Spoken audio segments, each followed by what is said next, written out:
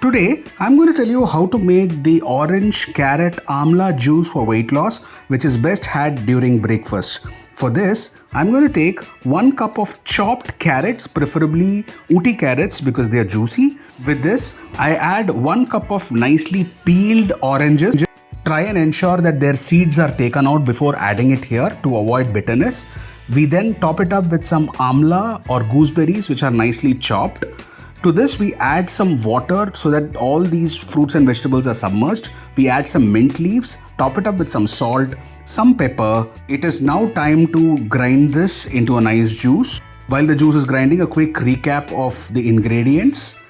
Now you see that the juice is ready. We run it through a sieve so that all the hard particles are taken out. We add some lemon juice for tangy taste. We top it up with some honey. Honey is completely optional depending on how sweet you want this juice to be. Our 100% detox juice is ready to be had.